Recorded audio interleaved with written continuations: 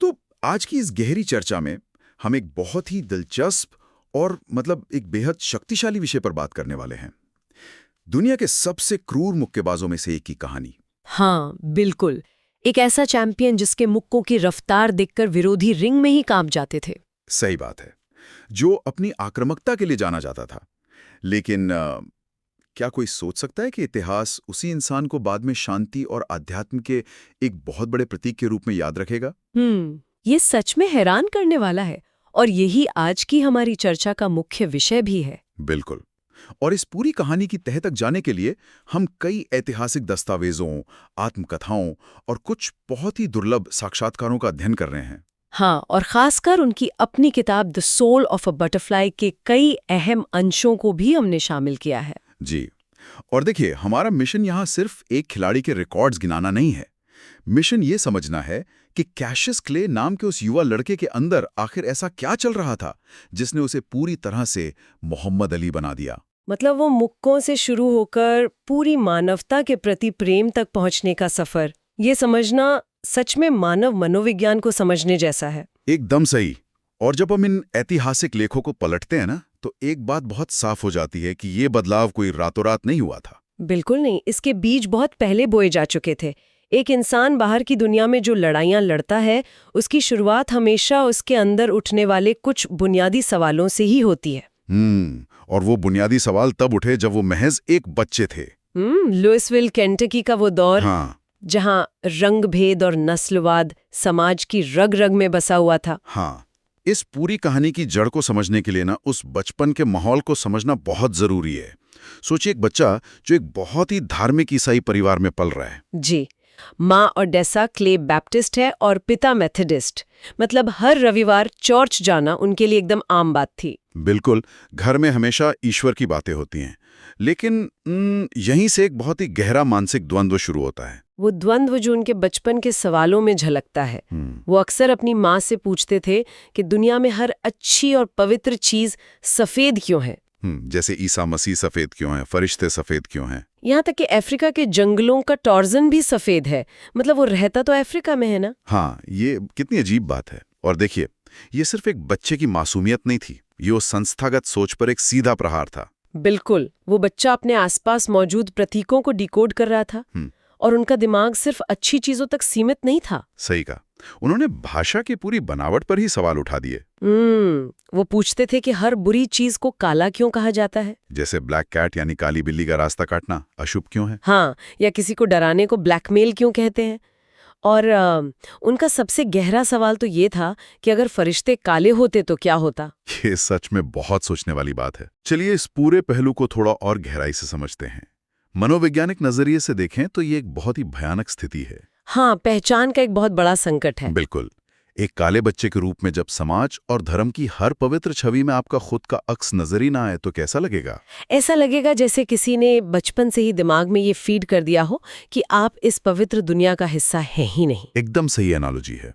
ये तो ऐसा है जैसे किसी बच्चे ने पहली बार दुनिया को रंगभेद के चश्मे से देखा हो और वो उस चश्मे को अब उतार कर फेंकना चाहता है। और वो उतारेगा कैसे? जब कोई बच्चा चर्च में बैठकर ये महसूस करता है कि वहाँ की हर मूर्ति उसे दोयम दर्जे का मानती है, तो जाहिर है वो उस ढांचे से बाहर निकलने का रास्ता खोजेगा। एक नया आध्यात्मिक घर की तलाश करेगा जहां उसका अपना रंग उसे कोई हीन भावना ना दे। क्या इसी बात ने उन्हें एक नए रास्ते पर धकेल दिया? यहाँ जो बात सबसे अधिक आकर्षित करती है वो यही है। पारंपरिक धर्म उन्हें उन सवालों के जवाब दे ही नहीं पा रहा था। टूर्नामेंट जहां उनकी जिंदगी की दिशा पूरी तरह बदल गई। बिल्कुल। इसी टूर्नामेंट के दौरान युवा कैशियस क्ले पहली बार नेशन ऑफ इस्लाम के एक प्रतिनिधि से मिलते हैं। और वहां उन्हें बताया जाता है कि इस्लाम ही काले लोगों का सच्चा धर्म है। जो उन्हें उनकी खोई हुई पहचान वापस दिला सकता है। ये एक ऐसा पल था जिसने उनके बचपन के सारे सवालों को एक दिशा दे दी। और फिर ये दिशा एक ठोस विचारधारा में तब बदल गई जब 1962 में वो पहली बार मैल्कम एक्स को सुनते हैं। मैल्कम एक्स का प्रभाव उनके जीवन पर बहुत ही गहरा था। दोनों के बीच एक गहरी दोस्ती और मेंटरशिप शुरू हो गई। मतलब मैल्कम उनके लिए एक आध्यात्मिक गुरु बन गए। उन्होंने अली को बेखौफ होकर खड़ा होना सिखाया। जी, मैल्कम की भाषा में एक विद्रोही आग थी जो अली के भीतर सुलग रहे सवालों से एकदम मेल खाती थी। पर यहाँ मुझे एक बात समझ नहीं आ रही है। अगर हम उस दौर के दस्तावेजों को गहराई से देखें तो एक बहुत बड़ा विरोधाभास सामने आता है। कैसा विरोधाभास? देखिए, एक तरफ मैल्कम एक्स अली को नेशन ऑफ इस्लाम के तौर तरीके सिखा रहे हैं, उन्हें समूह का हिस्सा बना रहे हैं। हाँ। लेकिन ठीक उसी समय मैल्कम खुद अंदर ही अंदर इस समूह को छोड़ने का मन बना रहे थे। ये सच है। उन्हें समूह के नेता एलाइजा मोहम्मद से जुड़े कुछ गहरे नैतिक विवादों का पता चल चुका था। मतलब जो इंसान किसी को एक नया रास्ता दिखा रहा है, खुद उसी का उस रास्ते से मोहभंग हो रहा है। कि अली ने इस मानसिक उलझन को कैसे संभाला होगा? ये उस दौर की सबसे जटिल कड़ियों में से एक है। मैल्कम सच में गहरे अंतर्द्वंद में थे। हाँ। लेकिन अली के नजरिए से देखें तो मैल्कम एक पुल की तरह थे। हाँ, एक पुल जिसने उनके बिखरे विचारों को एक ढांचा दिया। बिल्कुल। हालांकि जब 1964 में मैल्कम एक्स ने नेशन ऑफ इस्लाम छोड़ दिया तो अली को एक बहुत ही मुश्किल चुनाव करना पड़ा। और उन्होंने एलाइजा मोहम्मद और संगठन को चुना। मैल्कम से सारे रिश्ते तोड़ लिए। जी।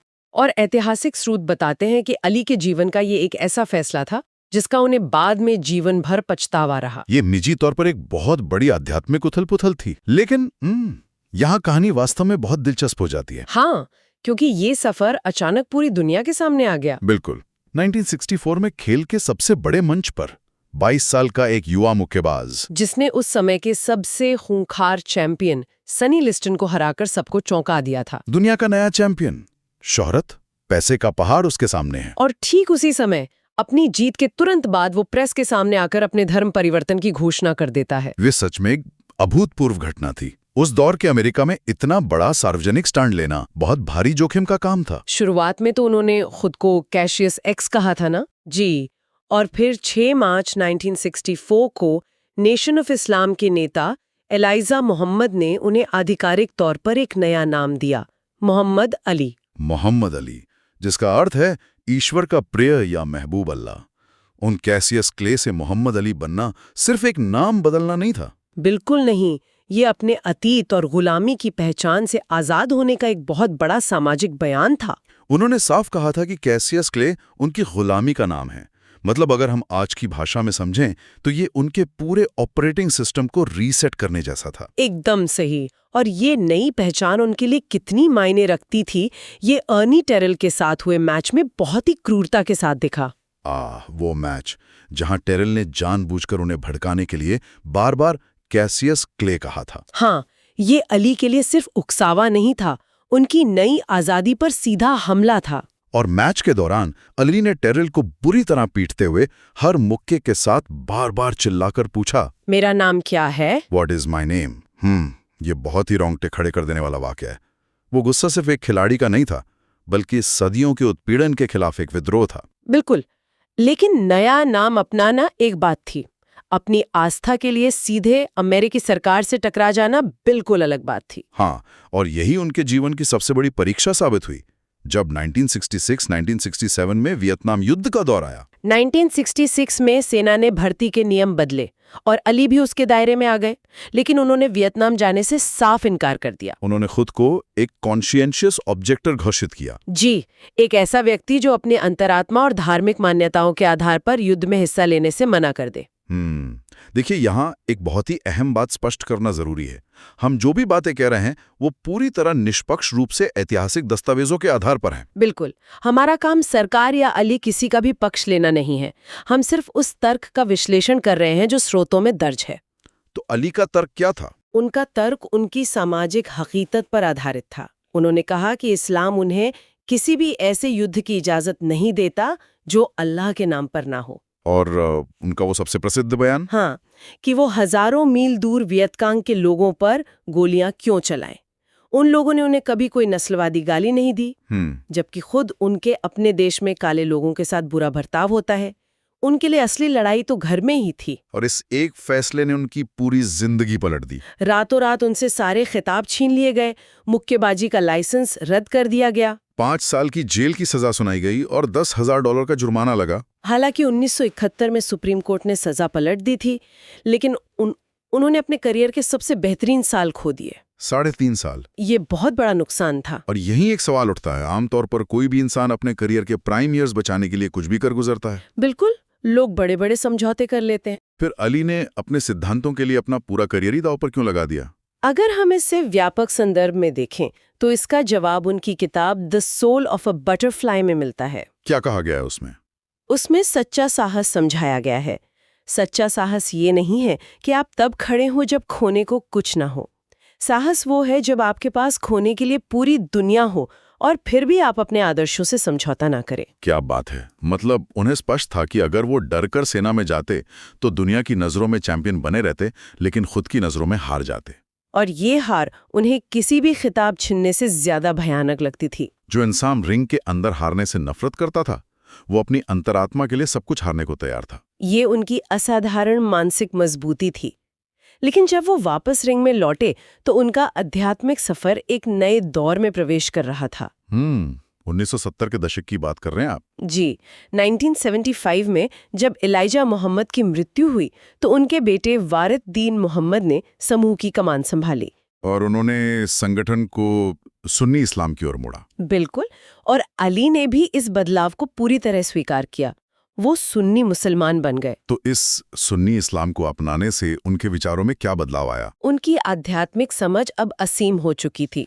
सुन्नी इस्लाम ने उन्हें सिखाया कि ईश्वर के सामने सभी इंसान बराबर हैं। मतलब अब उनकी समझ सिर्फ एक समुदाय तक सीमित नहीं थी। नहीं, जो गुस्सा उनके शुरुआती सालों में था वो अब सार्वभौमिक करुणा में बदल चुका था। और रिटायरमेंट के बाद तो उन्होंने खुद कहा था कि उनका असली काम अब शुरू हुआ है। और वो काम आंकड़ों में भी दिखता है। उन्होंने अपनी $200 मिलियन की राशि इस्लाम और भलाई के कामों के लिए दान कर दी। अरे वाह, सच में? जी, $200 मिलियन? जी, अपने महल को एक मस्जिद और कुरान स्कूल में बदल दिया। शिकागो में सबसे बड़ी मस्जिद बनवाई। 1972 और 1988 में मक्का की हज यात्रा की। उनका जीवन पूरी तरह से दुनिया को कुछ देने में लग गया था। पर उम्मा, इसी बीच एक और बहुत बड़ी परीक्षा आ गई। हाँ, पार्किंसंस बीमारी। हाँ, जरा इस विरोधाभास को देखिए। जो इंसान अपनी फुर्ती और अपनी बेबाक जुबान के लिए जाना जाता था, धीरे धीरे उसी के शरीर ने उसका साथ छोड़ना शुरू कर दिया। उनके हाथ कांपने लगे, आवाज फुसफुसाहट में बदल गई। ये बहुत ही मार्मिक है। जो खुद को द ग्रेटेस्ट कहता था, वो अपने ही शरीर का कैदी बन रहा था। लेकिन यहाँ एक बहुत महत्वपूर्ण प्रश्न खड़ा होता है। बीमारी ने उन्हें कमजोर करने के बजाय उनके विश्वास को और मजबूत कैसे कर दिया? कैसे? उन्होंने इस बीमारी को किस तरह देखा? उन्होंने कहा कि ईश्वर ने उन्हें ये बीमारी इसलिए दी है ताकि उन्हें याद रहे कि वो सबसे महान नहीं है, महान सिर्फ ईश्वर है। ये अहंकार के पूरी तरह से खत्म होने की स्थिति है। ये सोच सच में किसी गहरी आध्यात्मिक परिपक्वता के बाद ही आ सकती है। बिल्कुल। मुक्कों से शुरू हुआ जीवन अब एक शांत आस्था में बदल चुका था। और इसी आस्था ने उन्हें विश्व स्तर पर शांति का एक राजदूत बना दिया। जी, 2002 का हॉलीवुड वॉक ऑफ फेम वाला किस्सा इसका सबसे बड़ा उदाहरण है। वो सितारे वाला किस्सा। आमतौर पर तो वो सितारे जमीन पर लगाए जाते हैं ना? हाँ, ताकि लोग उन्हें देखते हुए चलें। लेकिन अली ने साफ मना कर दिया। क्योंकि वो नहीं चाहते थे कि पैगंबर मोहम्मद के नाम पर लोगों के पैर पड़े। बिल्कुल, और उनके इस सम्मान को देखते हुए इतिहास में पहली बार सितारा जमीन के बजाय दीवार पर लगाया गया। ये छोटी सी घटना दिखाती है कि उनकी प्राथमिकताएं कितनी स्पष्ट थीं। और जब भी इस्लाम के नाम पर हिंसा हुई, वो हमेशा ढाल बनकर खड़े हुए। 9/11 के तुरंत बाद वो न्यूयॉर्क गए थे, पार्किंसन से जूझते हुए भी। जी, और दुनिया को बताया कि इस्लाम का मतलब शांति है, आतंकवाद नहीं। उन्होंने कहा था कि सच्चे मुसलमान जानते हैं कि हिंसा इस्लाम के खिलाफ है। उन्होंने कई बंदूकों को छुड़ाने में भी अपनी छवि का इस्तेमाल किया। तो इस सब का निष्कर्ष क्या है?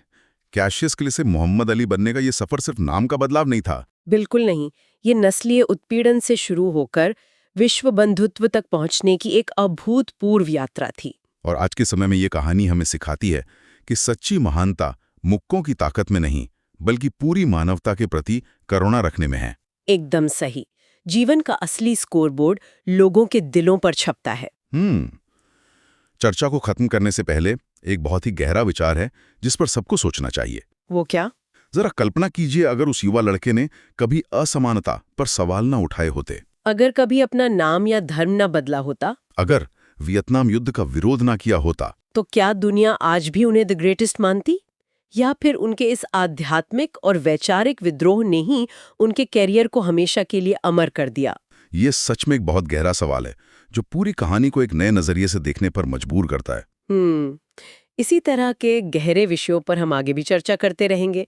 अगर ये विश्लेषण ज्ञानवर्धक लगा हो तो इस वीडियो को लाइक करें, इसे शेयर करें और चैनल को सब्सक्राइब करना ना भूलें। सुनते रहिए और हर दिन कुछ नया सीखते रहिए।